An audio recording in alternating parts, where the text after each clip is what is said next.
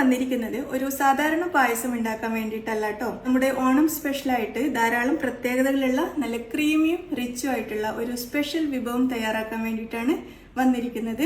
ഈ ഓണം നമുക്ക് കൂടുതൽ മനോഹരവും കൂടുതൽ പായസവും ആക്കിയെടുക്കാം. അതിനായിട്ട് ഈ ഒരു സ്പെഷ്യൽ വിഭവം എങ്ങനെയാണ് തയ്യാറാക്കി എടുക്കുന്നത് നോക്കാം. ചൂടായ ഉരുളിയിലേക്ക് 1/4 കപ്പ് നെയ്യ് ചേർത്ത് അതിൽ കുറച്ച് ബദാമും പിസ്തയും ചേർത്ത് വറുത്തെടുത്ത് മാറ്റി വെക്കുക. ഇനി നമുക്കിതിലേക്ക് 4 ടേബിൾ സ്പൂൺ റവ ചേർത്തിട്ട് 2 മിനിറ്റ് വറുത്തെടുക്കാം.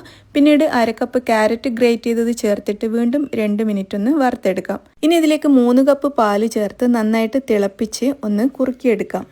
ഇനിയാണ് മാജിക്. നമ്മൾ നെസ്ലെ മിൽക്ക് മെയ്ഡ് ചേർത്തുകൊണ്ട് പായസം തയ്യാറാക്കുന്ന സമയത്ത് അത് വെറുമൊരു പായസമല്ല കേട്ടോ, അത് പായസമാണ്.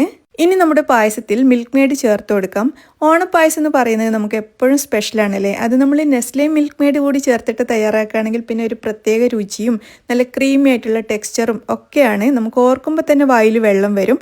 അപ്പോൾ ഇപ്രാവശ്യം ഓണത്തിന് പായസം തയ്യാറാക്കുമ്പോൾ നിങ്ങളും മിൽക്ക് മെയ്ഡ് ചേർത്തിട്ട് തയ്യാറാക്കി നോക്കൂ.